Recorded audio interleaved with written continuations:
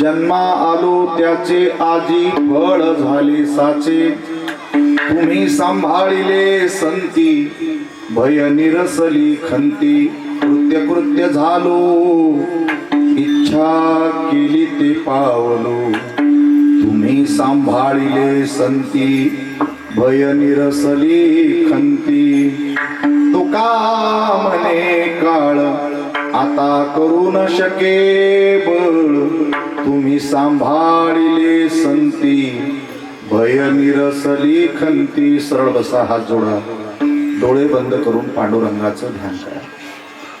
ओम नमो जियाद्या वेद प्रती पाद्या जय जय स्वसंवेद्या आत्मरूपा देवा तुची गणेशो सकलार्थमती प्रकाशो मने निवृत्ती दासो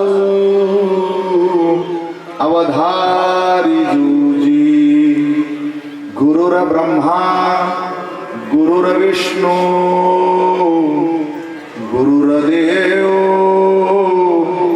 महेश्वरा गुरु साक्षात परब्रह्म तस्मै श्री गुरुवे नमः. पांडुरंगा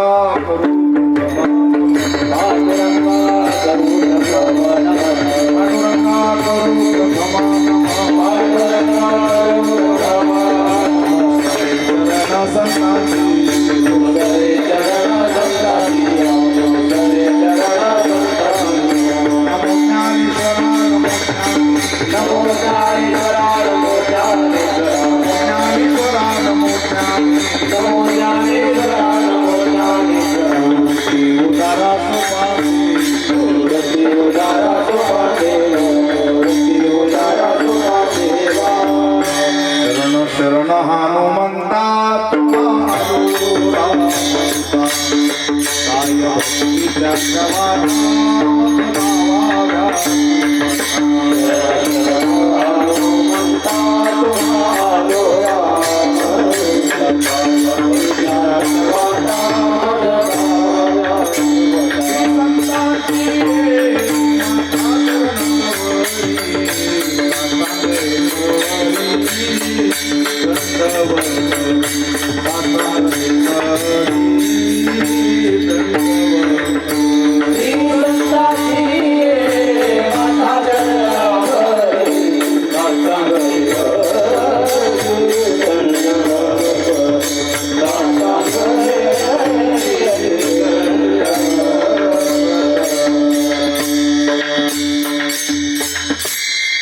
जन्मालो त्याचे आजी फळ झाले साचे तुम्ही सांभाळिले संती भय निरसली खंती. जोरात टाळी वाजून सगळे जण भजन करा. विठ्ठल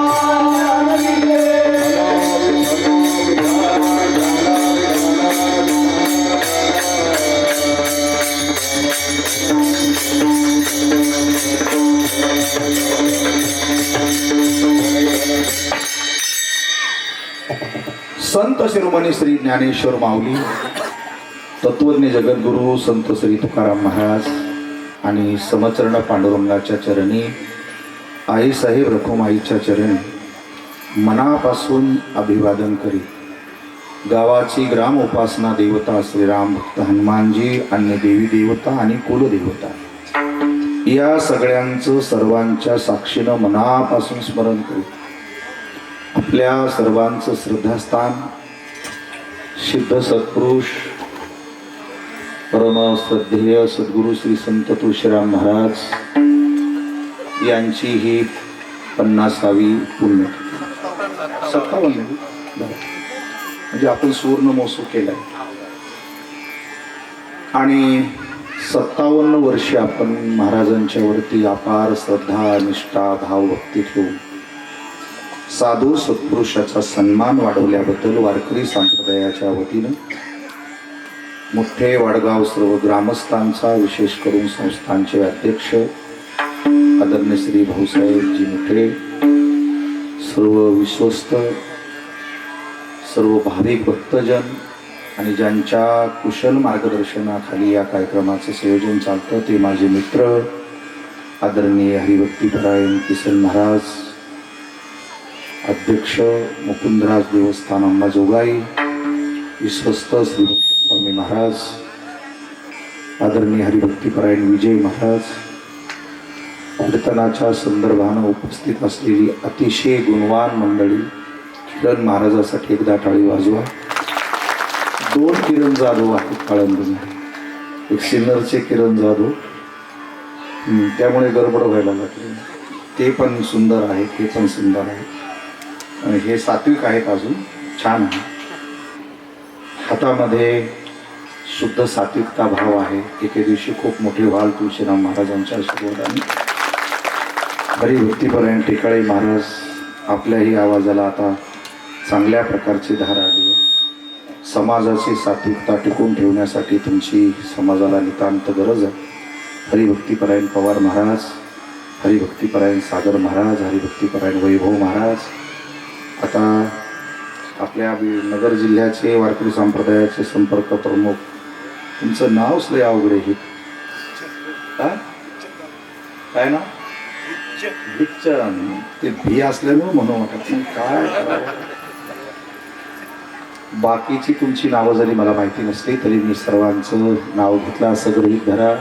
हे आमच्या भगिनी विनेकरी, तुळशी वृंदावन घेतलेल्या माता भगिनी, संसष्टीवाले आणि सातत्याने कार्यक्रम घेतल्यापासून येईपर्यंत सतत काळजी करणारे बबनरावजी मोठे, श्री वसंतरावजी मोठे, आमचे नाना आलेत का वा रामकृष्ण हरी, ते बाहेरगावचे असून सुद्धा या कार्यक्रमाची दखल घेत असतात, सातत्याने लक्ष देऊन असतात. आपण सर्वजण, सर्व माता भगिनी सगळ्यांना मनापासून अभिवादन करतो. सर्वप्रथम कीर्तनाची वेळ ही 3 ते 6 ठेवली, याबद्दल मी ग्रामस्थांना खूप खूप धन्यवाद देतो. कारण बाबा, आता तुम्ही अध्यक्ष आहात तरी आज निर्णय तरी करा राज्यभर की सगळी कीर्तनं हे 3 ते 5 या वेळेत व्हावी किंवा 4 ते 6 या वेळेमध्ये व्हावी. ते जुना काळ होता, लोक कामाला होते, सिस्टीम नसायच्या, लोक यायचे नाही, स्वयंपाक व्हायचा नाही. आता बदल झाला आहे. काल परभणी जिल्ह्यामध्ये 2 अतिशय उत्तम वादक आणि एक त्यांचे सहकारी रात्रीच्या प्रवासामध्ये कारने उडवले आणि भयानक कष्ट झाले. मी जरी तुमच्या पुढे उभा असलो तरी माझ्या सगळ्या घरच्या माणसाला काळजी असते. सातत्यानं सुना असो, मुलं असो, घरची लोक असो, सातत्यानं परेशान असतात की आपण कुठे आहात, ड्रायव्हरला चहा पाजा, त्याला बोलवा, त्याला जागे करा, तिथेच थांबा. आता कालपासून तर तिने मला शपथ घेतली की आता तुमची कीर्तनं पुरी झाली, आम्हाला समाधानाने राहू द्या. मी म्हणलं आता कीर्तन हाही काही व्यसन सुटणार नाही माझं, दारुड्याचं सुटत नाही तर माझं कसं सुटेल. तर ती म्हणली मग तुम्हाला माझी शक्ती. ते म्हणलं काय? म्हणले बा जिथं कीर्तन केलं तिथे तुम्ही मुक्कामी असावं, जर का तुम्ही रात्री प्रवास केला की तुमचे दुसरे कीर्तनं बंद. याचा अर्थ असा होतो की ही सगळी लोक रात्री प्रवास करतात होते 11च्या नंतर, आणि 11ची वेळी चुकीची असते. बाहेर गावची लोक पण आता कमी झाली यायची, पण या वेळेला जर आपण कीर्तन ठेवलं तर ही सहज घरी जातील, सुखरूप जातील. त्यामुळे हा आपण केलेला प्रयोग राज्यातला पहिला प्रयोग आहे. 7 ते 9 कीर्तन आहेत, तुमचं कीर्तन 3 ते 5 आहे. त्यामुळे हा तुमचा निर्णय ग्रेट आहे आणि याला मान्यता आहे का अध्यक्ष महाराज?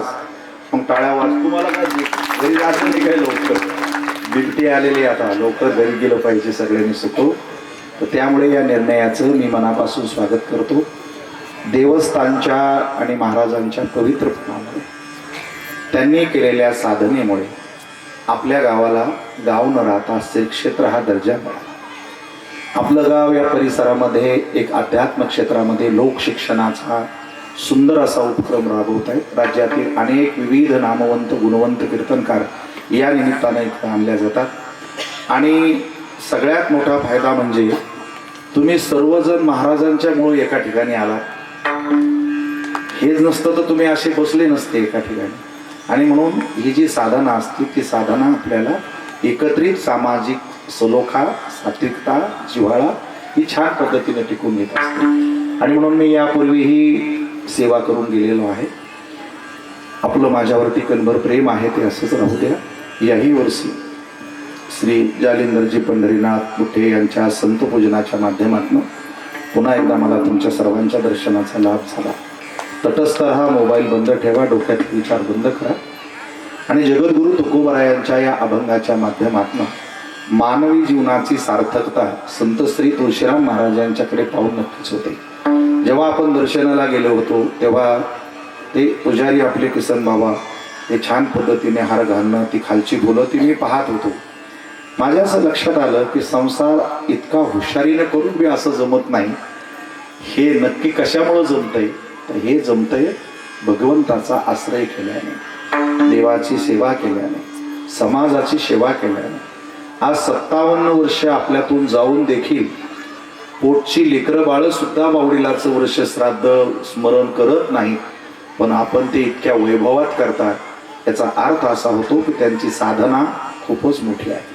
त्यामुळे तुकोबरायांना सुद्धा जीवनाची सार्थकता कळाली आणि त्यांच्या त्या सार्थकतेबद्दल त्यांनी कृतज्ञता व्यक्त केली.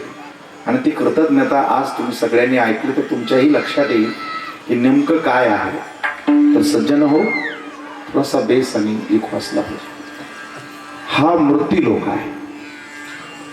इथं कोणी परमानंट नाही, शाश्वत नाही, इथं काही स्थिर नाही.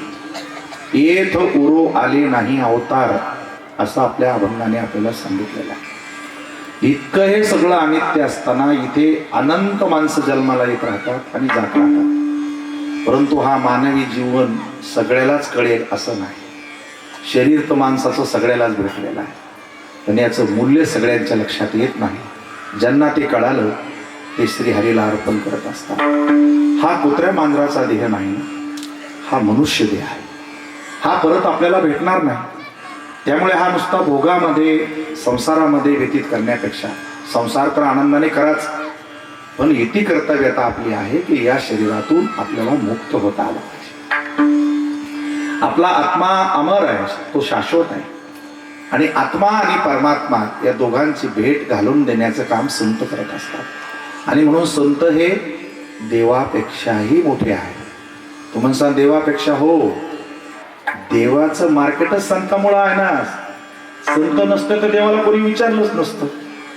जो की जी काही यात्रा भरते, आमचे 2च बाजार आहेत, आषाढी आणि कार्तिकी. दोन्हीचं हाट, हाट म्हणजे बाजार भरले, घनदाट अपार मिळाले वारकरी. देवाचं देव पण समाजाच्या पुढं मांडण्यासाठी संतांनी काम केलेलं आहे. म्हणून जीवापेक्षा आणि देवापेक्षा संतांचं कार्य खूप अप्रतिम आहे. संतांचं शब्दाने वर्णनही करता येत नाही. तर संतांचा महिमा जर सांगायचा असेल तर आपल्याला संत व्हावं लागेल. या अधिकाऱ्याने त्या अधिकाऱ्याचं वर्णन करत असताना तत्क्षम अधिकारी असला पाहिजे. कोणी गुणाचं वर्णन करण्यात काही उपयोग नाही. या पहिलवानाचं वर्णन विरोधक असलेल्या पहिलवानाने केलं पाहिजे. त्यांनी म्हणलं पाहिजे की तुम्ही त्याच्या वाटं लागू नका, तो एका याच्या डावातच तुम्हाला पाडून टाकेल. ही त्या पैलवानाची खरी ताकद असते. आता पैलवानाचं वर्णन कोण करायला लागला? चहा पिऊन तू झाला, ज्याला चालताना चक्रा यायला लागल्या, त्या माणसाने वर्णन करण्यात काही उपयोग नाही. तसं गुणवंताचं वर्णन कोणी करावं? गायकाचं वर्णन कोणी करावं तुम्हाला माहिती आहे? गायकाचं वर्णन दुसऱ्या गायकाने करावं. म्हणजे त्या गायकात काय ताकद आहे, किती दम आहे हे आपल्या लक्षामध्ये येत असतं. वादकाचं वर्णन दुसऱ्या वादकाने करावं, तसं संतांचं वर्णन दुसऱ्या संतांनी करावं असं मी नाही म्हणत. रामकृष्ण हरी अशी प्रमाण आहे. संतांचा महिमा संतची जाणती. आणि हे सोडा, पुढचा शब्द फार महत्वाचा आहे, दुर्लभ या गती. म्हणजे आपल्याला ते पद सुद्धा समजणार नाही. मग असं काय असतं बरं संत पदाचं? तर महाराज बसलेले आहेत, मला महाराजांची लक्षणं सांगतो. कदाचित मागच्या वेळेला मी सांगितले असेल तर तो दोष मी स्वीकारतो. सध्या महाराजांची लाट आली, इतकी महाराज तयार झालेली आहे, जिकडे पाहिल तिकडे महाराज दिसायला लागले. महाराज वाढले पाहिजे ही चांगली गोष्ट आहे. कारण नगरपासून संभाजीनगरपर्यंत जितके धाबे आणि बार झाले तितके महाराज नाही झाले. महाराज वाढणं ही काळाची गरज आहे. पण ते कोणते महाराज असायला पाहिजे? तर यामध्ये समाजामध्ये संभ्रम आहे. तर मी तुम्हाला महाराजांची काही लक्षणं सांगतो. ते संन्यासी असावेत, भगवे असावेत, त्यांच्याकडे आचरण असावं, ही गोष्ट तर असावीच. पण महाराजांचं पहिलं लक्षण सांगतो, ज्याच्या नजरात कधी पाप येत नाही, हे साधूचं पहिलं लक्षण आहे. समाजाला हे माहिती असलं पाहिजे. आणि आपण ज्यांची 57 वर्ष भक्ती करतो का, त्यांच्या नजरातून हेच गेलं होतं. म्हणून ह्या सर्व सुंदर तरुण चांगल्या घरातल्या सर्व स्त्रिया दिवसा तर येतात या जाग्यामध्ये, रात्री 11ला कीर्तन असलं तरी सुद्धा येतात. यातली कुठलीच बाई तुम्ही संसारात आणू शकत नाही. काय मोठी गोष्ट आहे. यातल्या कुठल्याही बाईला या मंडपात आणण्याची तुमच्या संसारातल्या कोणत्याही माणसाची ताकद नाही. उलट तुम्ही जर नुसतं म्हणले तू इकडे ये, तर तुमचा खून केल्याशिवाय कोणी राहणार नाही. आणू शकत नाही तुम्ही, एकाही माऊलीला या ठिकाणी आणू शकत नाही. पण 11 वाजता जर ह्या माऊल्या इथे येऊन बसत असतील तर फक्त त्यांना एकच माहिती आहे की या तुळशीराम बाबाच्या नजरात पाप नाही, आपलं गुरु. कारण ह्या सगळ्या जणी माणसं तपासणारे आहेत. तुम्ही माणूस घरात आला ना की त्यांनी का पदर घेतला की असं समजायचं माणसाच्या नजराला. त्या बोलता बोलता लगेच असं सुरू असतं त्याचं, इकडून लगेच चालू असतो तो कार्यक्रम. म्हणजे त्यांना माहिती असतं नेमकं काय. आणि हे मी मनानं सांगत नाही. तुकाराम महाराजांनी गाथ्याची सुरुवातच समाजाच्या सुंदर व्यवस्थेसाठी केलेली आहे. समचरण दृष्टी असा समजत आहे. पण तुम्हाला जर चांगलं राहायचं असेल, विश्वाला चांगलं ठेवायचं असेल, जगाला चांगलं राहायचं असेल, तर पहिल्यांदा आपली नजर चांगली होणं गरजेचं आहे.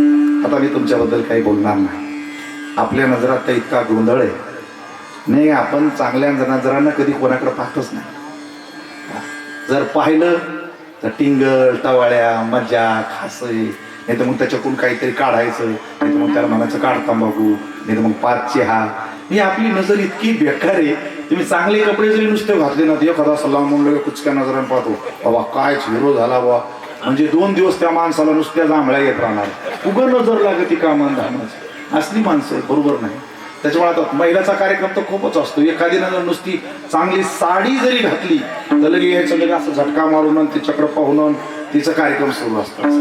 तुम्ही एखादा माणूस जेवायला लागला, गपकन ताटावर जर आले ना, आणि त्या माणसानं का खाली नजर टाकली ताटात, आणि तो का म्हणला बापरे यांची काय सोय आहे, तुम्हाला 3 दिवस नुसते करपट ढेकर येणार. इतकी नजरात पॉयझन असतं. हा, सगळं खाल्ल्याला अन्न पचायचं सुद्धा नाही, इतकं बेकार. तुम्ही असं सुंदर घर बांधा आणि तुमच्या विरोधकाने किंवा वाईट नजराच्या माणसाने त्याला लयने हळून पाहू द्या, त्याला 24 तासात केसावाने त्रास जातो.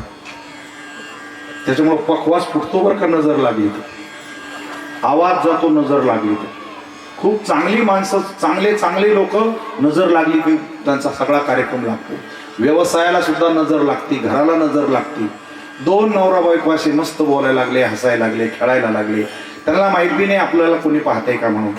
पण जिचा नवरा कुटीतो, मारितो, हानीतो, अशा बाईनं जर या जोडीकडे पाहिलं, ती जर का म्हणली बाई यायची काय मजा आहे, यायचं 15 दिवसातच फाडकतीवर येतो.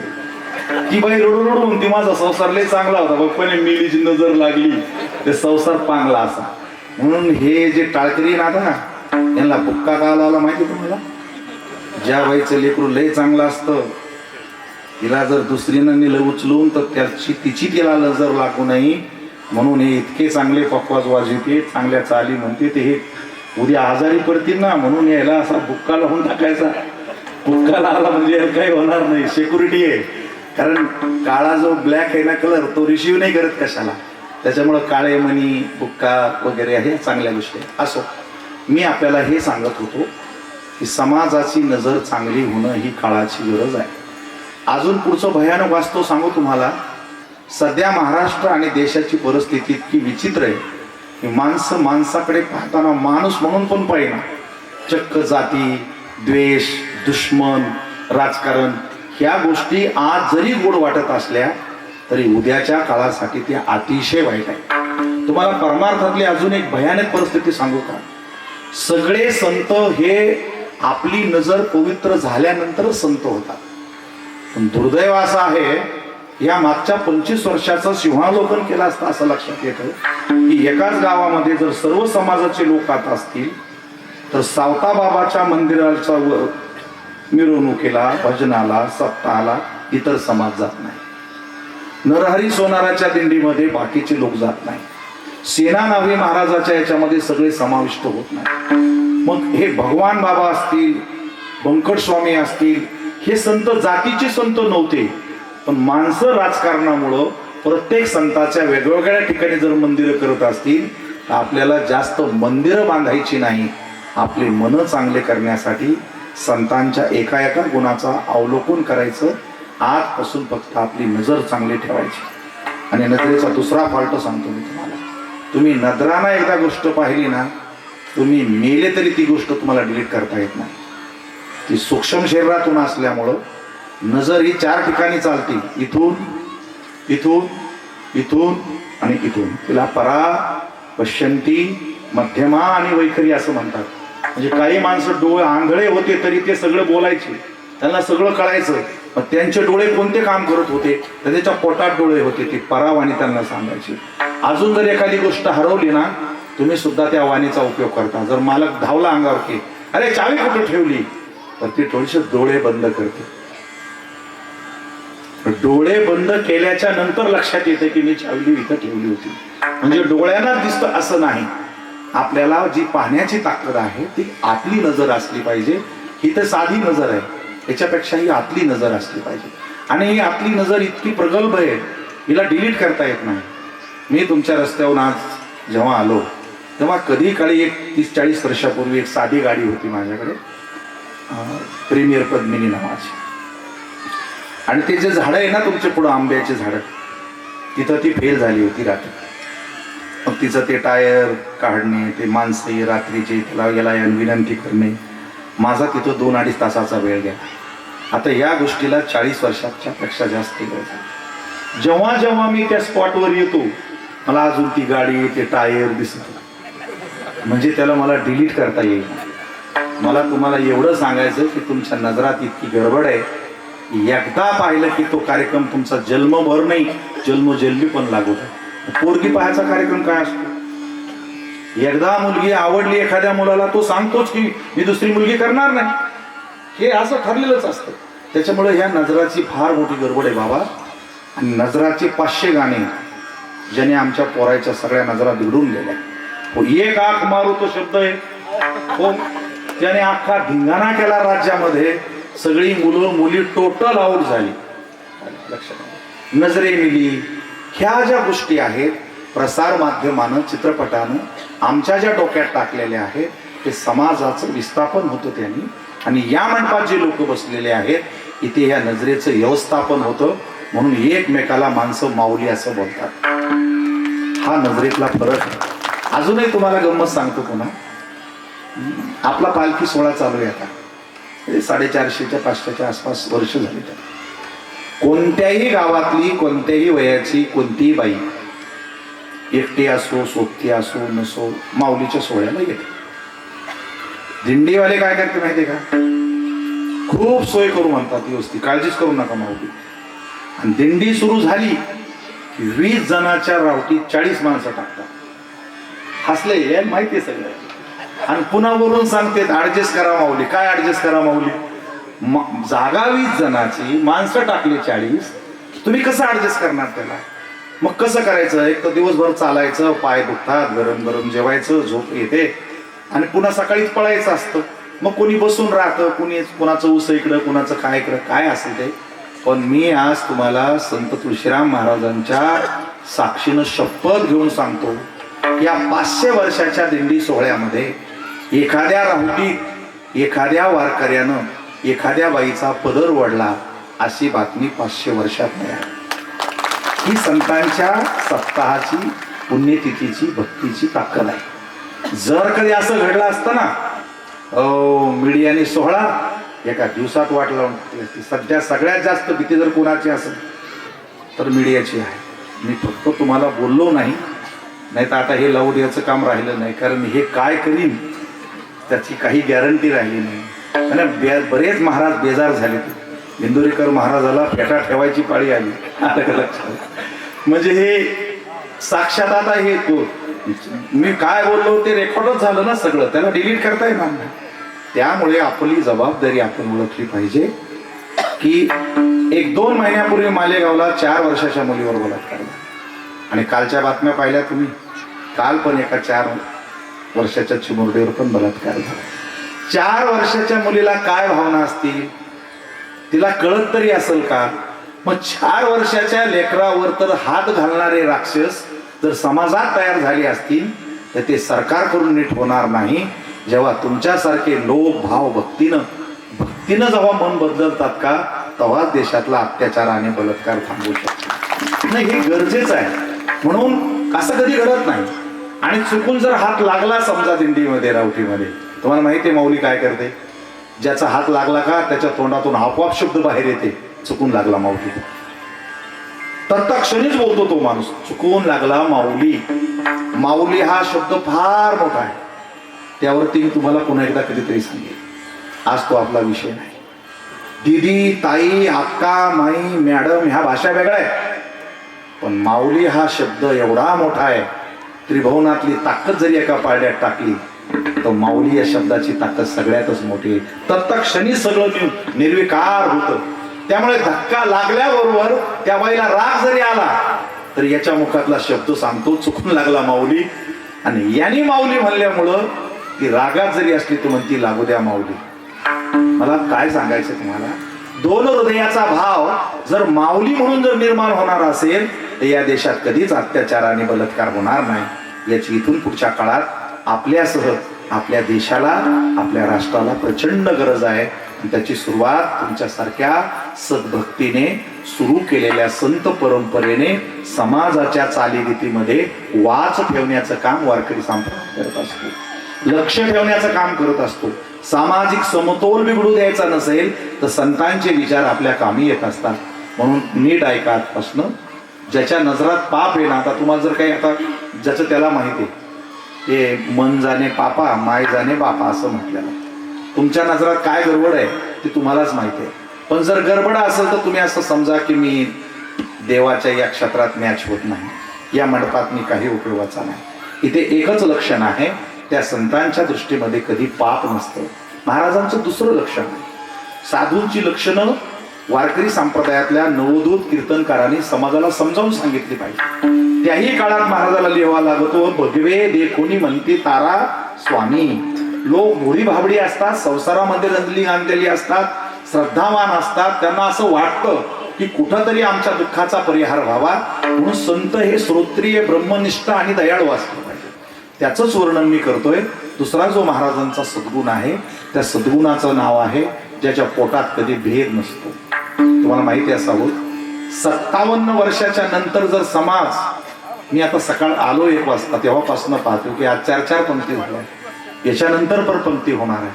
अरे बापाच्या नावाने 4 पात्र जेवण घालणारे माणसं, एक माणूस जर गावाला जेव घालत असेल तर ह्या बाबांनी कोणासाठी भेद केला नाही की हा असा, तो तसा, तो तसा, तो तसा, भेद करता येत नाही.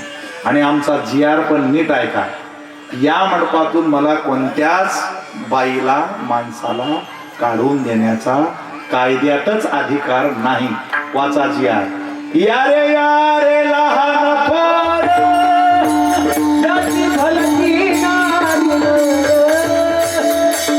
करावा विचार लगे चिंता कवना या रे लहान थोर याची भलती नारी करावा विचार लगे चिंता कवना. आम्ही आपल्या मंडपात काय नमुना आहे चरणातच आलेला आहे. यारे लहान थोर म्हणजे हे वर बसले, तुम्ही पुढं बसले, हे झाले थोर. आता पाठीमागं बसले, काही तिकडे गप्पा करीत बसले, लय नमुन्याचे माणसे. तुम्हाला नाही म्हणत बरं कमी तुम्ही चालतं याती भलते असा शब्द वापरलेला आहे. कोणता शब्द वापरलेला आहे? भलते म्हणजे लय रंगाचे. आता पहा तिकडे जण आपल्याकडे पाठ करून बसली. आता हे माणसंच येते अलग लक्षामध्ये. इथं जर तमाशाचा कार्यक्रम असला तर ती पहिल्यांदा इथं राहिली असते, याला म्हणतात भलती. अलग लक्षामध्ये नारी नरात बी तसाच कार्यक्रम आहे. आता हे जसं हळूहळू येतील तर काही जणांचा कार्यक्रम संसारातला आवरतच नाही. ते जसं कीर्तन सुटलं लगेच प्रसादाला येऊन बसणार, याला म्हणतात भलती. अलग लक्षामध्ये आपले तर तसेच असते. सहज सुरू झाल्यावर शेवटी येणारे.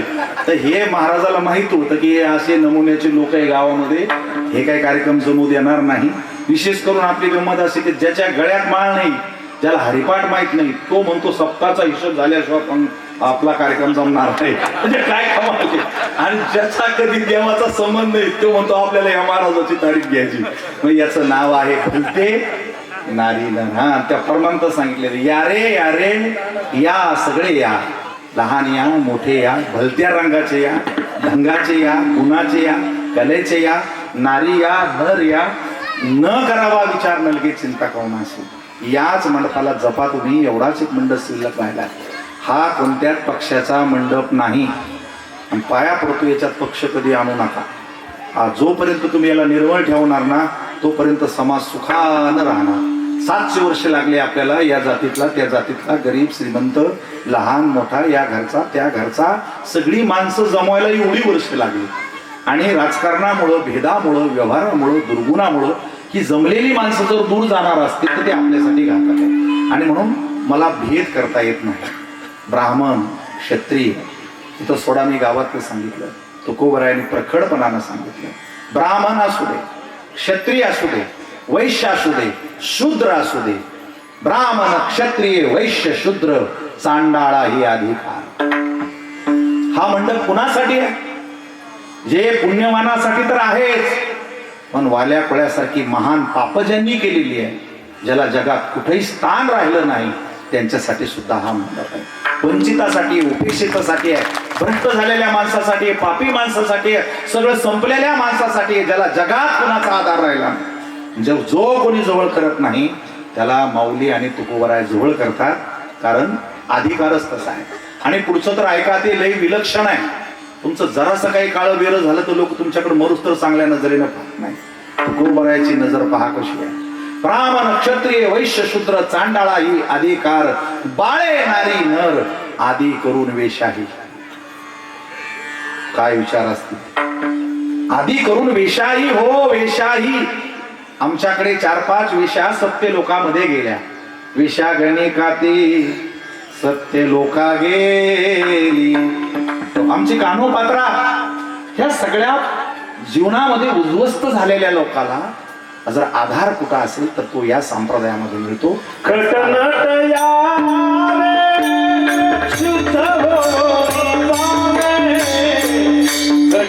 Yeah.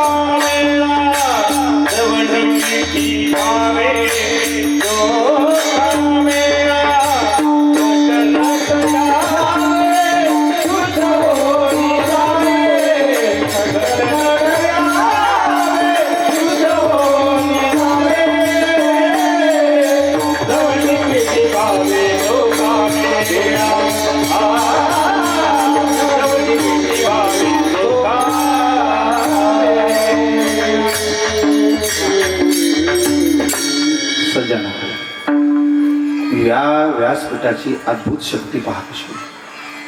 जगामध्ये असं व्यासपीठ नाही. इथं ज्या दिवशी तुम्ही आलात ना, ज्या दिवशी ऍडमिशन त्याच दिवशी डिग्री त्याच दिवशी पगार. जगात असं कॉलेज नाही. त्याला काल माळ घाला, लोक त्याला महाराज म्हणतात. त्यांनी उशिरा येऊन टाळ घ्यावा, त्याला दक्षिणा द्यायला. ज्या दिवशी ऍडमिशन त्याच दिवशी डिग्री त्याच दिवशी पगार. असलं कॉलेजच नाही. तुमच्याकडे 12 वर्ष शाळा जावं लागतं, 4-5 वर्ष डिग्री घ्यावं लागते, पुन्हा 10-5 लाख देऊन कुठेतरी लावावं लागतं. या आमच्याकडे, आमचा कार्यक्रम लय चांगला आहे. तुम्ही सगळेजण इकडे या, इकडे लय भारी कार्यक्रम आहे.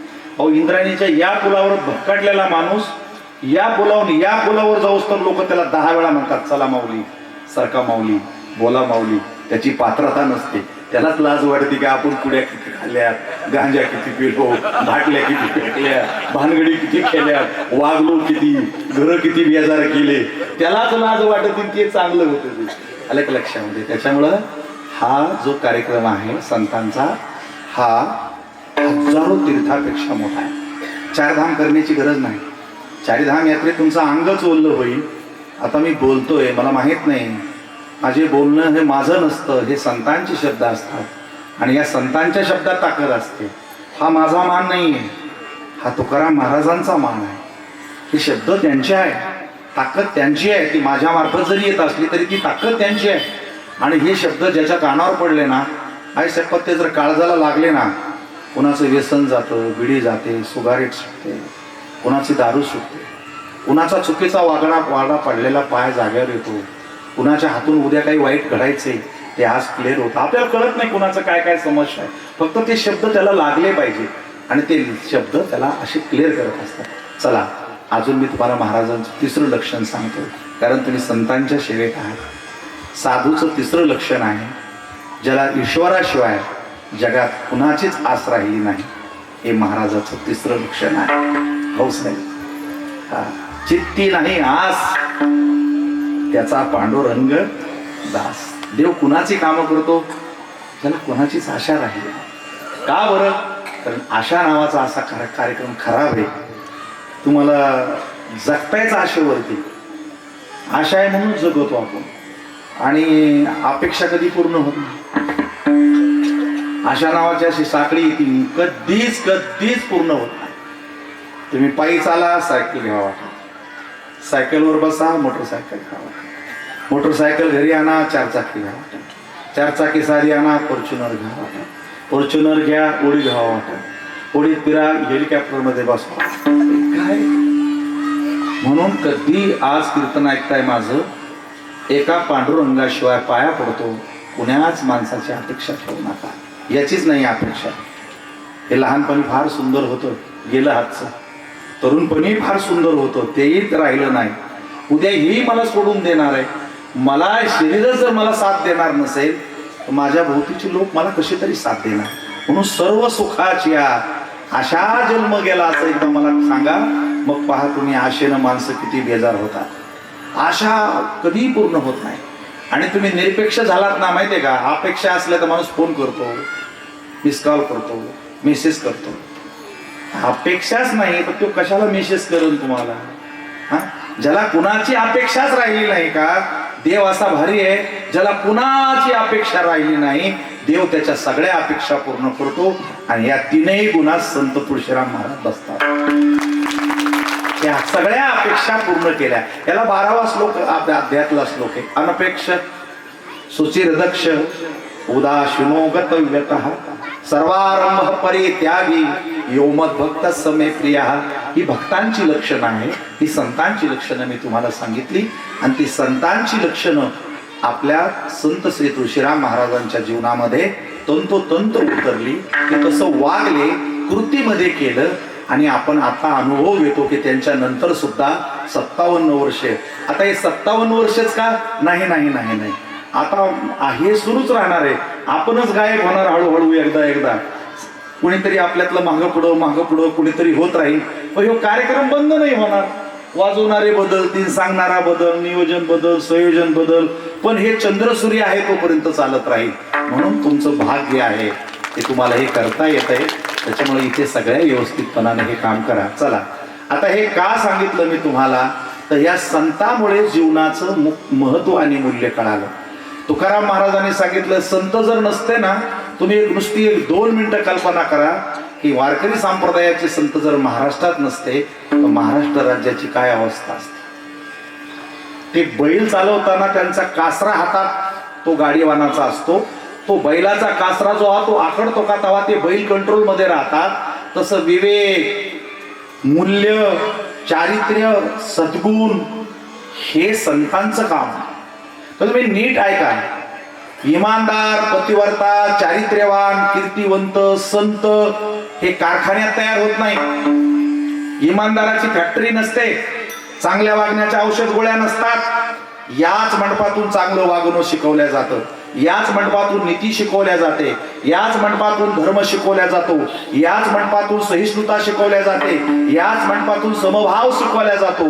म्हणून हा सगळ्या जगातल्या हजारो कारखान्यापेक्षा हा सगळ्यात मोठा कारखाना आहे.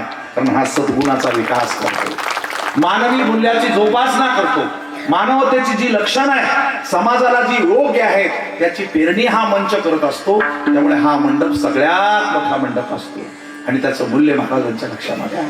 म्हणून महाराजाला नरदेहात आल्याची धन्यता मिळाली. त्याचं कारण असं आहे, हा पुन्हा भेटत नाही, त्याला रिटेक नाही. रिटेक तर सोडा, पण तुम्ही लक्ष द्या, या घड्याळामधला जो सेकंड काटा पुढे जातो, तुम्हाला जगातलं सगळं कमवता येईल, सगळं मिळवता येईल, पण आयुष्यातला एक सेकंड काटा पुढे गेलेला, एक सेकंद माग घेण्याची शक्ती त्रिभुवनात कुणाच्याच हातात नाही. एकदा 4 वाजले, 4च वाजले.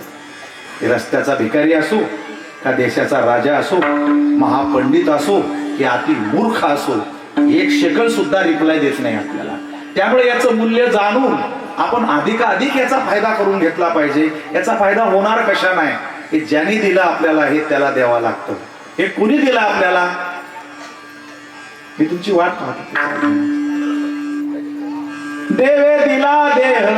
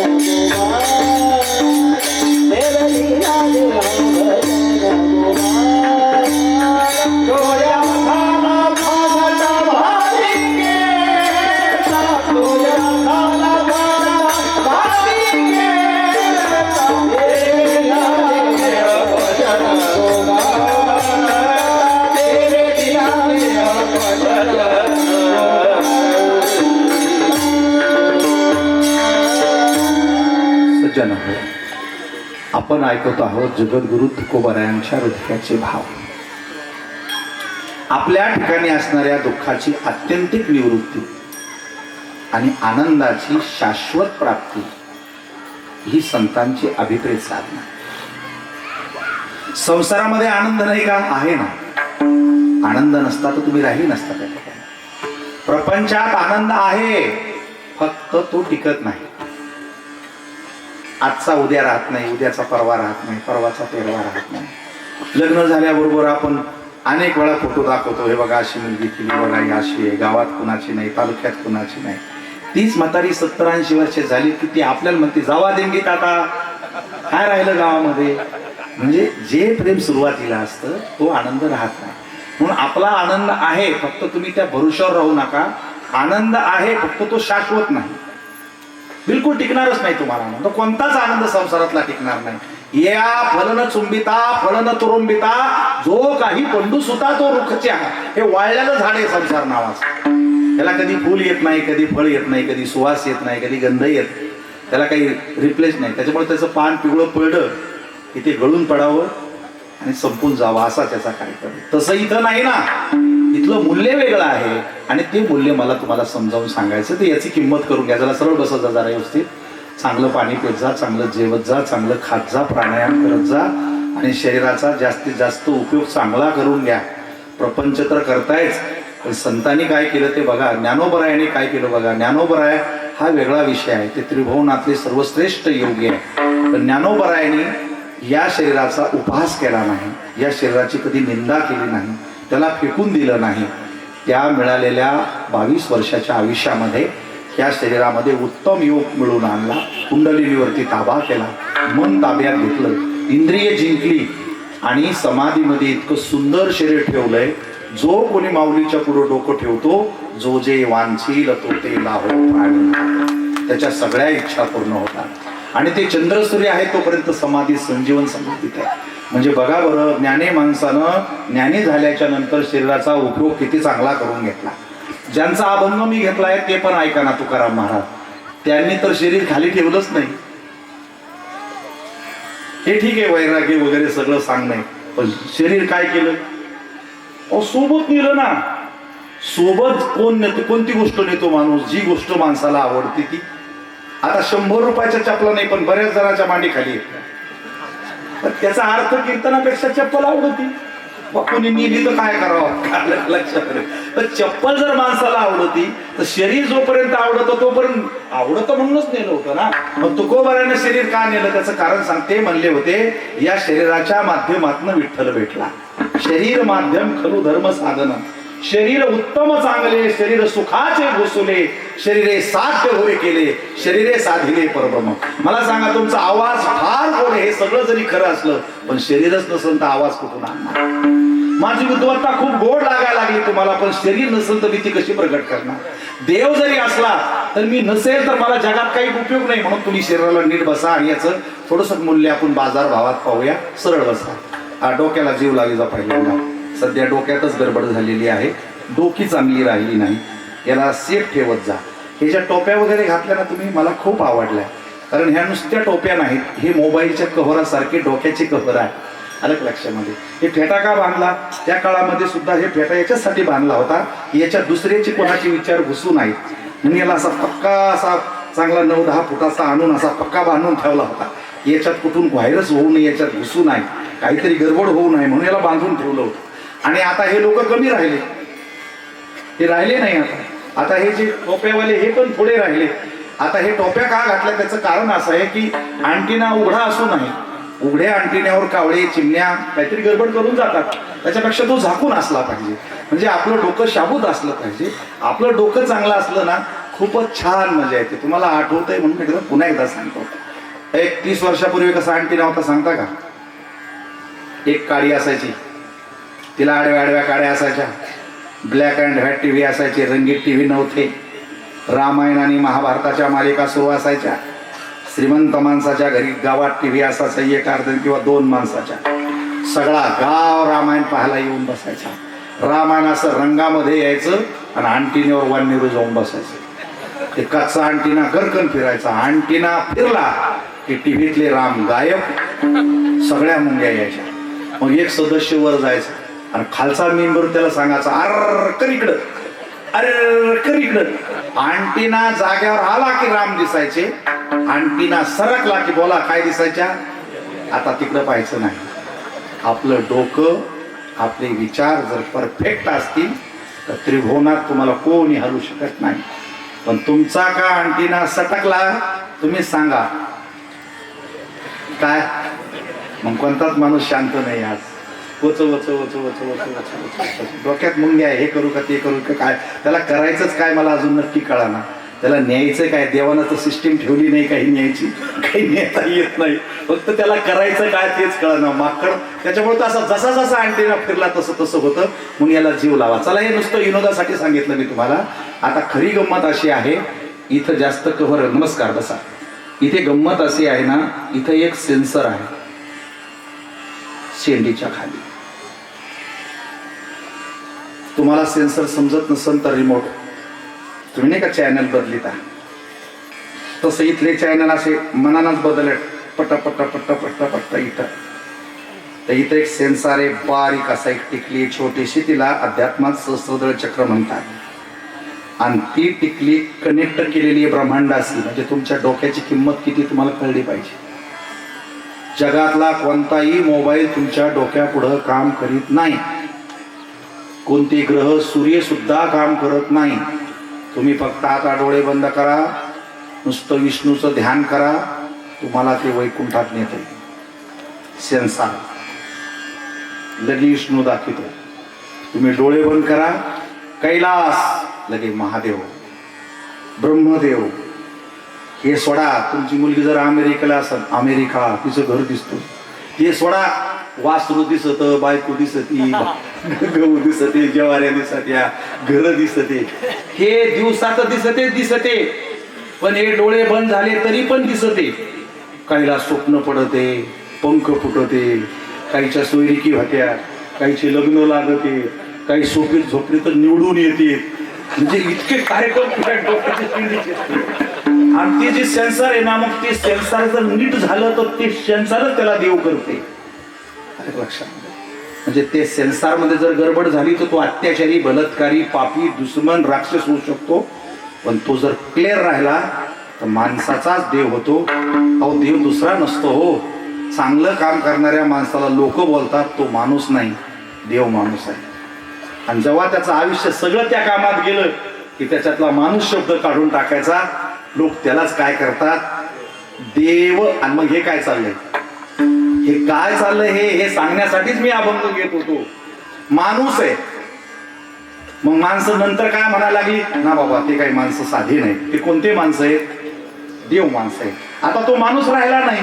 मग माणूस राहिला नाही तर माणूस शब्द बी गायब झाला. आता राहिलाय कोण, मग माणसाचा देव होतो. हे यावर्षी माझ्याकडनं शिका आणि आपला सेन्सर चांगला ठेवा, करेक्ट. आता या सेन्सर मध्ये अजून लय गडबडी, पण ती एका कीर्तनात सांगता येत नाही. हे डोकं जर असं नीट लाईट लागला ना, शाळेत जातो पहा, स्तोप वाचितो, अभ्यास करतो, मास्तर, डॉक्टर, इंजिनियर, जज, आयुक्त, CA, बाबा, संत, हा मोठा होता. त्याचा सेटअप लागतो त्या डोक्याचा.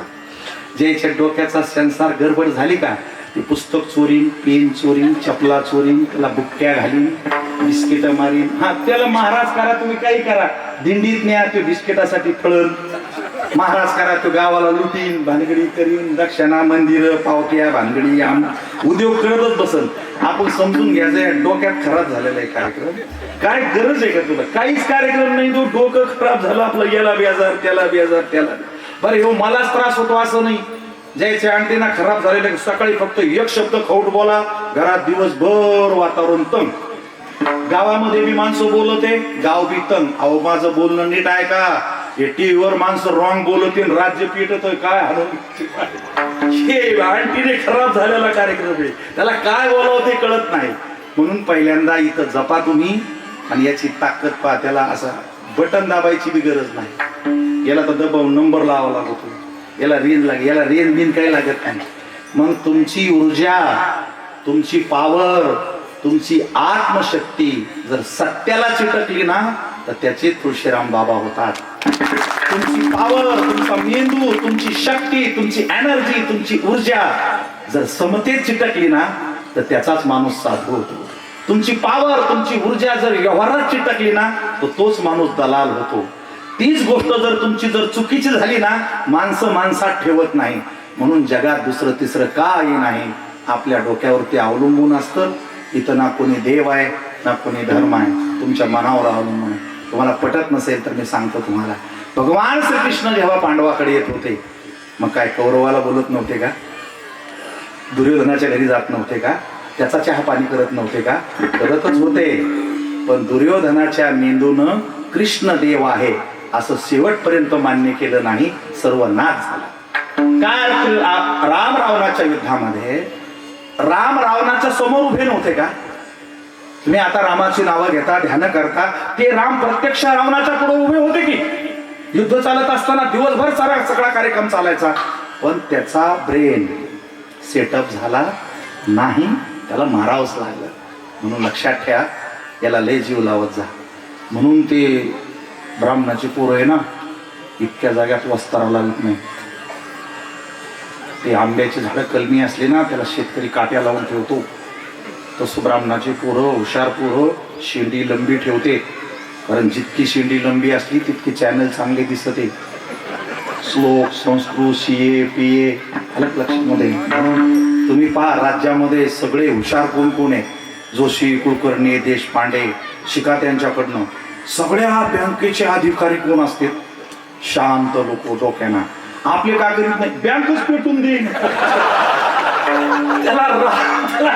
त्याला का बोललं की यांना पैसे मागितले, तो गावातला का म्हणला तू मला देत नाही, तुला काढी लावून देतो बँकेत. म्हणून ते गोष्टी शिका जरा तुम्ही. ते खूप शांत असते. ते श्लोक पण चांगले म्हणणार. ते ब्राह्मणाच्या खूप गोष्टी शिकण्यासारख्या. इच्छा नसली तरी देवपूजा करणार, आरती लावणार, सगळ्या घरात म्हणणार शुभम करोति कल्याणम आरोग्यम धनसंपदा शत्रुबुद्धी विनाशाय दीपज्योतिर्नमोस्तुते. आपले पुरुष आपले तर पहिले एका ठिकाणी येतच नाही, आणि इकडून तिकून आले तर शुभम करोति श्लोक म्हणत नाही. या मायचा हेंद्रा डवळू पुढं डुक्कर कुठे गेला होता, अरे पागल काय. त्यामुळे दुसरं तिसरं काही नाही. या जगात कोणी वाईटही नाही, कोणी चांगलाही नाही, कोणी राक्षसही नाही, कोणी देवही नाही. जे कोणी होतो तो त्याचा इथला आज्ञाचक्रातला तो बिंदू होतो. तो बिंदू पेटला ना त्याचा देव होतो. तो बिंदू विझला की त्याचा राक्षस होतो. हा बिंदू बिंदूशी मिळाला की तो मुक्त होतो, आणि हा बिंदू खाली राहिला की त्याची दशक्रिया होते आणि जन्म मरण प्राप्त होते. म्हणून याला जीव लावी जा. आजपासून बदामाचं तेल खाजा, बदामाचं तेल लावी जा. लय राग आला तर शांत शांत राजा, हरिओम हरिओम हरि हरि हरि राजा. तुकाराम महाराजाला हे कळालं होतं. ते म्हणले कुठली विधी करायची नाही, कुठलं विधान करायचं नाही, कधी नाशिकला जायचं नाही, कधी नागबळी करायची नाही, कधी असे काही पूजा नावाचा प्रोग्रामच नाही आमच्याकडे. आमच्याकडे इथली शांतता काय काम करते जरा नीट ऐका. जगात तुम्हाला कुठलंही दुःख होणार नाही. शांती परते नाही सुख, हेर आवघेची दुःख. काय ताकद आहे बाबा या शब्दात. ज्याचा मेंदू हल्लाच नाही ना त्याला जगात दुःखच नाही आहे. जो हल्ला का बिघडलाच. आणि का बरं शांतता ठेवायची? बघा, ऐका ना. इस्तो माणसाला जाळतो, लाकडं जाळतो, नगर जाळतो, सरी दुनिया जाळतो. पण विस्तवाची आणि पाण्याची भेट झाली ना, विस्तो सुद्धा राहत नाही. त्याचा लालपणा काळ्यात जमा होतो, त्याचं कोळस होतो. म्हणून संत शांतीचे महासागर असतात. ज्ञानोबरायला शिव्या दिला, झोळीमध्ये शेण घातलं, नाथबाबाच्या अंगावर 108 वेळा थुकला. हा हल्ला नाही कधी, हा प्रेम नाही हल्ला. आणि तुम्ही पण ऐका आज आणि माझा फायदा घ्या. कधी राग करू नका. ज्या माणसाला राग येतो का त्याच्या 70-80 पेशी 24 तास जाग्यावर येत नाही. पुन्हा राग, पुन्हा दुश्मनी, पुन्हा राग, पुन्हा दुश्मनी, खाना खराब वाटलं सत्यानाश, अमुक तमुक. क्रोधात होती समोह, समोहात स्मृती उरमहा, आणि स्मृतिभंशात बुद्धिनाशो, बुद्धिनाशात प्रणश्यती. फार मोठं सूत्र सांगितलं मी तुम्हाला. ज्या माणसाला राग येतो त्याचा स्मृतिभंश होतो, त्याची अक्कल जाते, आणि ज्याची अक्कल जाते त्याचा विनाश अटळ आहे. शांती परते नाही सुख, हेर आवघेची दुःख. मनवोनी शांती धरा, मनवोनी शांती धरा, उतराला तिरा. अरे कशाचं देव जाता? जन्म मरणाचं. या घोंगडीवरच जन्म मरण संपत आहे. उतराल पैल तिरा, उतराल पैल तिरा, शांती परते नाही सुख, हे रावगेची खवळली क्रोधी, अंगी भरती आधी व्याधी, अंगी भरती आधी व्याधी. बीपी हा कुठलाही आजार नाही.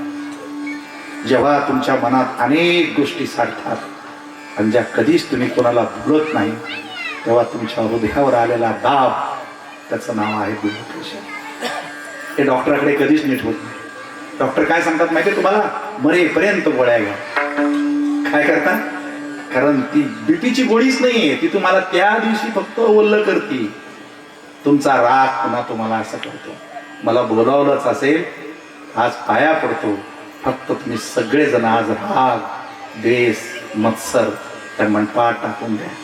कधी राग आणू नका, कधी राग आणू नका. पांडुरंगाची शपथ घेऊन सांगतो, तुम्हाला कुठला आजार येणार नाही. अरे वाघ आणि सिंह, हरिण एका ठिकाणी तुकोबरायाच्या भजनात बसत. वृक्षवल्ली आम्हा सोयरे वनचरे, वृक्षवल्ली आम्हा सोयरे वनचरे, हरिकथा भोजन परवडी विस्तार. कीर्तन झाल्यानंतर ज्या पंक्ती बसणार आहे ना, त्या जेवणाच्या नाही, त्या महाप्रसादाच्या पंक्ती. आणि महाप्रसाद म्हणजे भातं नुकती नाही. मी या जगाकडे कधी कोणाचा द्वेष करणार नाही, हा प्रसाद आहे. हरिकथा. हे कीर्तनाच्या नंतर जेवण ठेवले ना, हे सगळे शब्द त्या प्रसादात उतरतात. हरिकथा भोजन परवडी विस्तार. परवड कळतील तुम्हाला? संसारातली दैन आपण नाही म्हणतो का महाराज, त्याची लय परवड चालू आहे, हो लय त्याची दैन चालू आहे. ये इथे ये, इतकी ताकद आहे याच्यामध्ये. म्हणून खवळली काम क्रोधी, अंगी भरती आधी व्याधी, अंगी भरती आधी व्याधी, शांती परते नाही सुख, हे रावगेची दुःख. अजून तर पुन्हा अजून ताकद आहे शांती. तीनच प्रकारची दुःख जगात, आध्यात्मिक, अधिभौतिक, अधिदैविक. विस्तार करत नाही, तुम्हाला माहिती आहे. पण ही तीनही दुःख आयुष्यभर जात नाही, पण शांत झालेल्या माणसाच्या तिळभरही वाटत जात नाही. शांती नावाची मुक्तीच आहे, ती ज्याच्या अंगावरती आली का त्याचंच नाव संत तुळशीराम बाबा होते. हे शांतीचं दुसरं दर्शन काय असायचं? शरीर आहे आता आणि 57 वर्षाच्या नंतर त्याचा अभिषेक होतो. अरे आपल्याला तो द्वंद्वाचा आंघोळी घालतो. एक नवरदेव झाल्यावर आणि दुसरा जीव गेल्यावर. कधी मधात आंघोळी घातली तुमच्यासाठी? कधी लगे गरम पाणी केलं होतं 2-4 बाटल्या, तुम्हाला उठणं लावलं दिवाळी? नाही. तुका म्हणे त्रिविध ताप, जाती मग आपोआप, जाती मग आपोआप. हा आपोआप शब्द माझ्या या माय बहिणीला सांगा. हे लय अड्यावानी करतात. आज एक देव, उद्या एक देव, इकडं आंघोळ तिकडं आंघोळ, हे झाडं तोडी, याची असं करीन, त्याचं तसं करीन, या ना असं ना काय करू नको. शांत राह. सासूला जीव लाव, म्हणा आई आपण बरोबर जेव. तुमच्या घरात भांडणच होणार नाही. त्याला कशाला पूजा पाहिजे? आपल्या तोंडातून जर शांतीचे शब्द बाहेर पडले तर पूजाची गरजच काय त्याची? तुका म्हणे त्रिविध ताप, जाती मग आपोआप, जाती मग आपोआप, शांती परते नाही सुख, हे रावगेची दुःख. एकाच पतीची पांडुरंगावरची प्रगाढ इच्छा आणि समचरण पांडुरंगाच्या पायाचं स्वरूपाचं दर्शन कळालं. महाराज म्हणाले, मी माणूस झालो आणि सगळं काही मला परत मिळालं अभंगाच्या पहिल्या. जन्मालो त्याचे, जन्मालो त्याचे, जन्मालो त्याचे जन्मालो त्याचे जन्मालो त्याचे जन्मालो त्याचे जन्मालो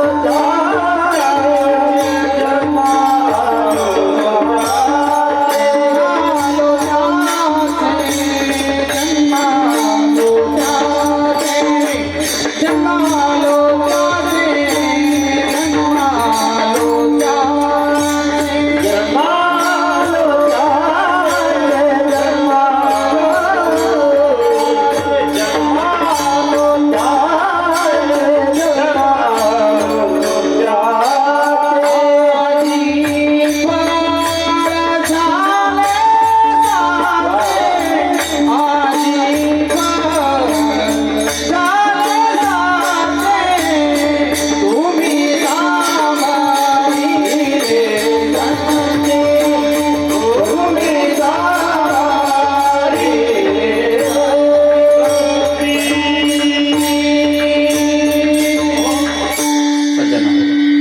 आपण ऐकत आहोत, नरदेहात आल्यानंतर या शरीराचं मूल्य कळून ईश्वर शक्तीला जर हे समर्पित करता आलं तर याला धन्यता देण्यात खरा अर्थ आहे. आपणही सगळेजण बघा बरं, त्यांचा रोज अभिषेक होतो, फुलं लावल्या जातात, हार घातल्या जातात, त्यांच्या नावाने एवढा महाप्रसाद होतो. इथे येऊन लोक इथला आनंद घेतात. आपलं काय होईल बरं? हां, यांच्या ठिकाणी रोज फुलं वाहिल्या जातात आणि आपल्या मातीला जेवढे पाहुणे येतात तेवढे आंघोळी केल्याशिवाय कशाला हात लावित नाही. हे आपला परिणाम. त्यामुळे आपला जन्म आपल्या कुटुंबासाठी व्यवस्थित आहे पण धन्य झाला नाही.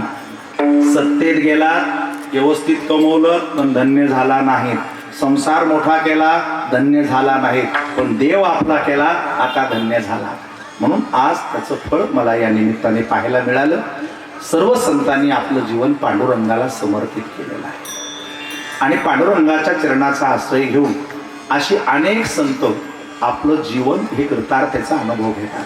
आता आपलं जीवन पहा कसं आहे. जीवन या शब्दाचा अर्थ माहिती का? तुमचा उद्देश नेमका काय आहे? तुकोबारायांचा उद्देश ऐकता का जरा एकदा? विठ्ठल आमचे जीवन म्हणजे आमचा श्वासच पांडुरंग. आम्ही दुसरा कधी विचारच केला नाही. जागृती, स्वप्न, सुसुप्ती. तुकोबाराय ज्या रस्त्याने गेले त्या पायाखालची माती सुद्धा विठ्ठल विठ्ठल म्हणत होती आणि त्यांना वेळ काळ कळत नव्हती. आपलं घड्याळाकडे पाहून कीर्तन चालतंय, काकडा घड्याळाकडे पाहून चालतोय, हरिपाठ घड्याळाकडे पाहून चालतोय. महाराजांचं बघा कसं होतं. रात्र न कळे, दिवस न कळे, अंगी खेळे दैवत हे दिन रजनी. हाची धंदा गोविंदाचे पोवाडे. चिंतन चिंतन चिंतन. त्याच्यामुळे आपला जर उद्देश विचारला ना नेमका तर तुमचा फिक्स नाही आहे. काय करायचंय तुम्हाला नेमकं? महाराजांचं बघा. विठ्ठल आमचे जीवन काका आगम निगमाचे स्थान. हा विठ्ठल जन्म आणि मृत्यू हा त्याच्यातूनच येतो. जगणं राहणं ही त्याची इच्छा आहे. तुमच्या आजही लक्षात आणून देतो. आपण कुणाच्या पोटी जन्माला यायचं, कुठल्या जाती जन्माला यायचं, कोणत्या देशात जन्माला यायचं, कोणत्या दिवशी जन्माला यायचं, कोणत्या वेळेला जन्माला यायचं, राहायचं किती दिवस, हे काही आपल्या हातात नाही. हा आपला बुद्धी बाहेरचा कार्यक्रम आहे. मग हा ज्याच्या कुणाच्या हातात आहे का तो आमचा श्री विठ्ठल आहे. विठ्ठल सिद्धीचे साधन, विठ्ठल ज्ञान विसावा, विठ्ठल ज्ञान विसावा, विठ्ठल उडीचे दैव, विठ्ठल वित्त गोड चित्त, विठ्ठल पुण्य पुरुषार्थ. आवडे मात विठ्ठलाची,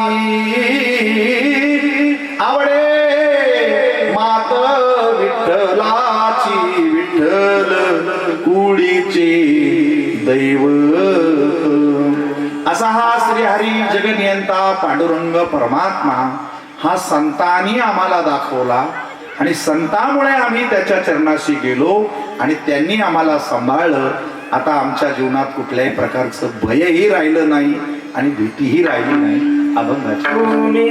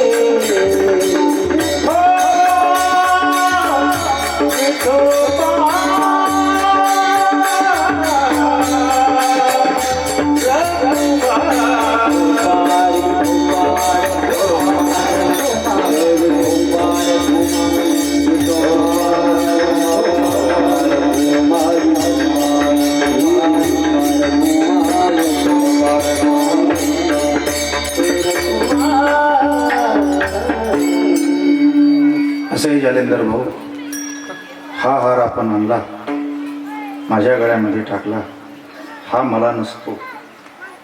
तुम्ही हार घेतला, माझ्या गळ्यात टाकल्याबरोबर पांडुरंगाच्या गळ्यात गेले.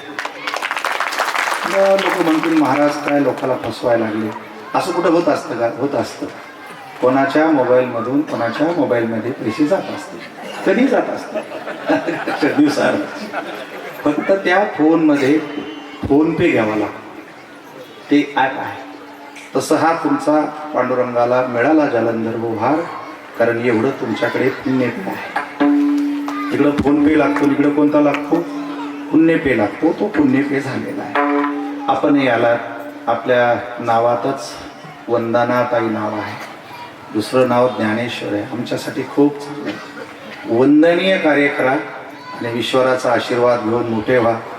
देव दिसणार नाही, पण असलेले माणसं देवापेक्षा अजिबात कमी नाही. एवढं व्रत पाळलं की सगळं आपलंच होत असतं. म्हणून कृत्य झालो, इच्छा केली ते पावलं. आता हे जे मंदिर आहे ना आपलं, तर हे जे बाबा बसलेले आहेत विश्राम बाबा, हे जे इच्छा केली ते देतात. पण काय देतात ते? असे विहिरीला पाणी, नातीला पोरग हे असलं नाही देत. कृत्य कृत्य या शब्दाचा अर्थ होतो तुमचा मोह कमी करतात, तुमची अपेक्षा कमी करतात, तुमचे विकार कमी करतात, तुम्हाला ऊर्जा देतात आणि सगळ्यात मोठं तुमचा जो हा ब्रेन आहे ना हा सत्प्रवृत्तीत आणतात. आज ताईसाहेब सगळ्यात मोठी ताकद आहे समाजाला चांगल्या वृत्तीत आणण्यासाठी लाखो रुपये खर्च करावा लागतो. आणायची कुणून आणायची चांगली भावना लोकात आणायची कुठून? ती का इंजेक्शन नाही येते का गोळ्या नाही येते का कशा नाही येते? मग आणायची तर बघ समाजाला जर एका ठिकाणी सुखानं ठेवायचं असेल तर या मंडपाशिवाय दुसरा काही पर्याय नाही. कृत्य म्हणजे काही असं आकाशातून प्रकाश येत नसतो, असं काही होत नसतो. आपल्या मनात एकमेकाविषयी आदर निर्माण झाला आणि आपलं जगणं चांगलं झालं, आपल्या इच्छा देव पूर्ण करत असतात. आता दुसरी महत्वाची गोष्ट सांगून जातो मी तुम्हाला, काही फायदा पण करून दिला पाहिजे. तुम्ही म्हणसाल आता काही दुःख काहीला आहे, काही दुःख काहीला नाही. आता गरिबीचं जे दुःख आहे ते ताईसाहेब आहे थोडी, श्रीमंताला नाही ना गरिबीचं दुःख. गरिबीचं दुःख आपल्याला आहे, पण मरणाचं दुःख हे मात्र सगळ्यात. मग आपल्याकडे औषध आहे. आता माझ्याकडे मरणमारी पुडी नावाने आणलेली आहे. कोणती पुडी आणलेली आहे? हो, मरणमारी. म्हणजे ती पुडी घेतल्यावर तुम्हाला मरण येणार नाही, पण ती अशी देणार नाही. त्याच्यासाठी 51,000 रुपये पावती फाडून माझ्याकडे आले तर दी असं सांगूच लोकांनी आतापर्यंत लोकांना बेजार केलं. तर आपल्याकडे असंच औषध आहे जे मृत्यूला जवळ येऊ देत नाही. आणि ते नीट आहे का? काळ असा बलवाने सगळ्याला एकाच मापात उडीत राहत होता. बोलता बोलता 6 वाजून ते बरोबर ते कुणाला घेऊन चालला माहितीये का? आपल्याला नाही, अख्ख्या ब्रह्मांडाला. अजून 1 तासानं 7 वाजतील, सगळे घरात पडतील, किडे मुक्ते जनावर. म्हणजे काळ किती बलवान आहे. अजून याचं पोट पहा, असं एवढे माणसं याच्याच पोटात गेले. सगळे गडी गप. आपला आजा पंजा राम कृष्ण विठ्ठल रावण जेवढे होते सगळे कुठे गेले? काळाच्याच पोटात. आपल्याला कुठं जायचंय? तिथं जायचंय. मग आपली हुशारी अशी आहे की याला फाटा मारायचा. वारकरी संप्रदायाची ही ताकद सगळ्याच्या लक्षात येणं लय गरजेची आहे. काळ सारावा चिंता नाही. तुम्हाला यमाला सुद्धा हात लावू देणार नाही. काळ तर लांब राहिला. तुकोबरायने काय केले? हे आपलं मूलाधार चक्र आणि सहस्रदळ चक्र किंवा जीवन किंवा दृष्टी ही फक्त एकच आणि ती एकच ठेवायची. दुसऱ्याचं ध्यान सुद्धा करायचं नाही, दुसऱ्याचं नाव सुद्धा घ्यायचं नाही. वेळ आपला संपलेला आहे. फक्त लक्षात आणा, ह्या इथे ज्या बसलेल्या महिला आहेत यांना लग्नात सोयरिकीच्या वेळेला एकदाच सांगितलं की हे गंगाराम तुझं नवरा आहे. मग तो गंगाराम काळा असो, लंगडा असो, गरीब असो, गल्लीतला कुणी श्रीमंत असो, देखणा असो, ती मरेपर्यंत गंगारामचंच नाव घेते. जशी असेल तशी बिचारी, कष्टात जशी असेल तशी. त्या साध्या बाईला तुमच्यातल्या कोणत्याही माणसानं म्हणा तुला 10,000 देतो, आपलं नाव घे. घेईल. लाख दिले तरी घेणार नाही. अरे मग साधी बाई जर दुसऱ्याचं नाव घेत नाही तर तुमच्या तोंडात रोज एक एक देव येतात तरी कसे? सोमवारी एक, मंगळवारी एक, बुधवारी एक, गुरुवारी एक, शुक्रवारी एक. मला कोणा देवाची टीका नाही करायची, पण घरी गेल्यावर आमच्या डोक्यातच असा प्रश्न पडतो, जो घरी नेतो तो पांडुरंगाचा भक्त, त्याची बायको साईबाबाचा, सून स्वामी समर्थ, लानी सून गजानन बाबा, पोरग तिरुपती बालाजी. इतक्या पक्षाचे मेंबर एकाच घरात राहतील कसे मला कळत. अरे ह्या बाईकडे पाहून महाराजांनी हा भंग दिलाय.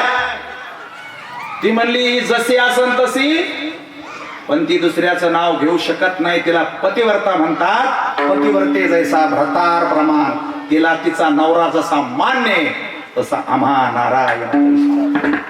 एक जिदामी न धरू पालट, एक गाव आम्ही विठोबाचे नाही घेऊ शकत त्याच्यातली बाई. आणि तुम्हाला प्रयत्न करायचा असला तर करून पाहता. तुम्ही नुसतं म्हणा तुला 10 लाख देतो, आपलं नाव घे. कशाला घेईल? तिला माहिती आहे याचं नाव घेतलं की माझा संसार मोडणार आहे. तसं संसाराच्या वाटात पडला की जन्म मरणात गेला. मला असं माणसाचं नाव नाही सांगायचं, झालं का लक्षात? विठ्ठलाचं नाव सोडलं संसारात पडलाच समजायचं, आणि विठ्ठलाचं नाव घेतलं की जीवन जिंकलं समजायचं. आता काळ कसा असतो नीट ऐका. आता महाराजाला जाऊन झाले 400-450 वर्ष. तुमच्या अंदाजानं हे नाव किती वर्ष राहील? चंद्रसूर्य आहे. बर, आपलं कंडिशन बघा. आता कोणता सण होऊन गेला? मकर संक्रांत. तुम्ही किती नटल्या, दागिने घातले, भारी भारी कपडे घातले, वाण दिले, जेवायला चांगलं केलं. मग जेवायला बसल्यावर मेलेल्या सासूची आठवण आली, लय रडली. तुमच्यात कोण याशीवर हात करा? काय लवाडे संसार. तिचं पोरग घेतलं, तिचं घर घेतलं, तिची इस्टेट घेतली, तिचं आडनाव घेतलं, आणि तिला 12च महिने झाले तरी तिचं ध्यान बी नाही आलं. याला म्हणते संसार. आणि या बाबाचं इथं रक्ताचं कोण? यायचं कोणतं पोरग इथं? तुळशीराम बाबाचं पोटचं कोण इथं? नात्यातलं, साडूचं, पाहुण्याचं, मेवण्याचं, रक्ताचं, अरे कोणाचंच नाही. तरी एवढा सोहळा केलाय आणि फुलात ठेवलंय. फुलात याचं नाव आहे काळ.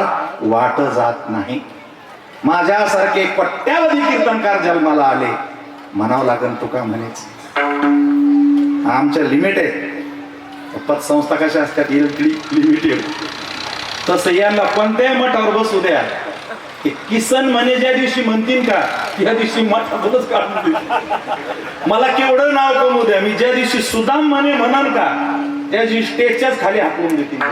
म्हणावं लागल तुका म्हणे. त्याला म्हणतात काळावर दाव आणणे. आणि पुढची गंमत सांगतो. सध्या इलेक्शनचा प्लेअर दाबादाबी चालू आहे. ज्याच्यात जास्त अवसाने तो पुढच्याला काय करतो? दहावीत राहतो. केंद्रात राज्यात तेच चालू आहे. माझ्या महाराजाची ताकद आहे का कशी? मला ताकदीचाही आयडिया जाऊन सांगतो. सरपंचाचं तुमचं बरं राहू द्या, गावात जमत आलं लक्षात. कोणाच्या संघ नका राजाव. सरपंचाची ना आपली दोस्ती असली पाहिजे. आमदाराच्या गाडीत दिसलं पाहिजे अधूनमधून तालुक्यात. लोक वाटत जात नाहीत, पोलिस टरकून राहते, जरा फरक पडतो. आलं लक्षात. मुख्यमंत्र्याच्या सभेत अधूनमधून स्टेजवर बोलताना टीव्हीत दिसलं पाहिजे. राज्य वाटत जात नाही. कोणाच्या संघ आहे? मुख्यमंत्र्याच्या संघ. पंतप्रधानाच्या पण शेजारी दिसलं पाहिजे अधूनमधून. देशात वजन पडतंय. ह्या शक्ती कळाल्या ना तुम्हाला? मग सगळ्या जगाला निर्माण करणाऱ्या पंढरीनाथाच्या शेजारी बसा. त्रिभुवनात वजन पडते. त्रिभुवनात उभारीला ध्वज. आम्ही आमदार खासदाराची ताकद नाही. जगाचाच बाप हातात धरलाय, आणि जगाचा बाप हातात धरल्यामुळं तुम्हाला तुकोबरायची ताकद सांगू. पांडुरंगाला दाबले. कोणाला दाबले? हा तुमचा कसं चालू आहे कार्यक्रम? गेला दाब, त्याला दाब, गेला निवड. जगाच्या बापाला दाबलंय. कोणाला दाबलंय? हो. आणि जगाच्या बापाला दाबल्यामुळे डिपार्टमेंट आला हातात, आणि हे दोन्ही त्याच्यातली. म्हणून सांगतो मी तुम्हाला, हे मोठं वरचं डिपार्टमेंट ताब्यात आलं ना, चलन जास्त वाढत. आज गव्हर्नमेंट जितका पैसा खर्च करीत नाही तितका तुका म्हणे नावावर होतो साहेब. ताईसाहेब, 7,000 खेडी हे राज्यात. अर्ध्या गावात जरी कीर्तनं धरले 1 लाख रुपये खर्च होत.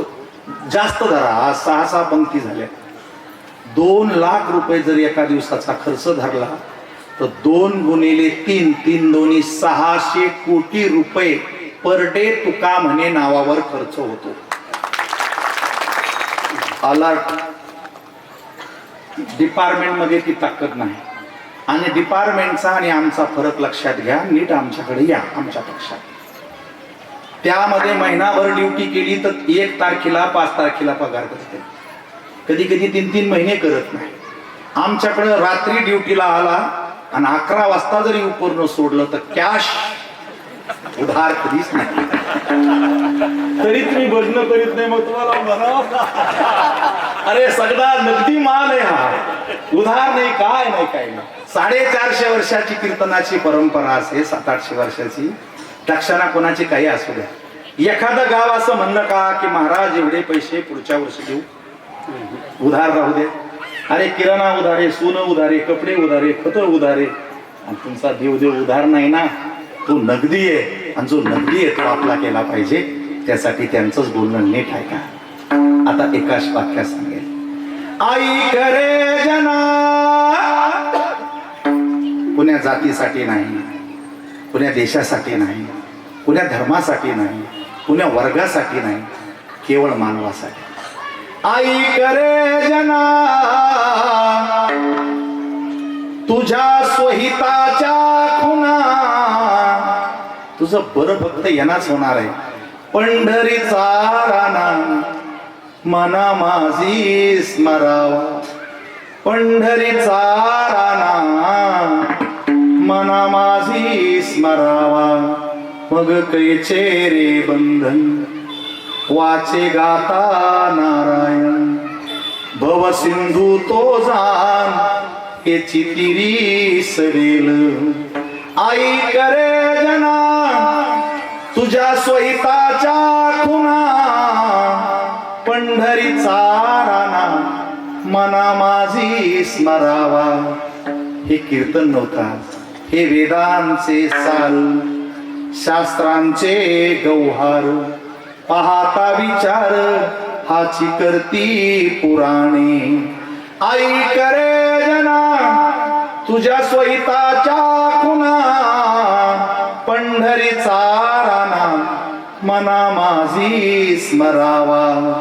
पंढरीचा राणा मना माझी स्मरावा. ज्ञानेश्वर माऊली महाराज, ज्ञानेश्वर माऊली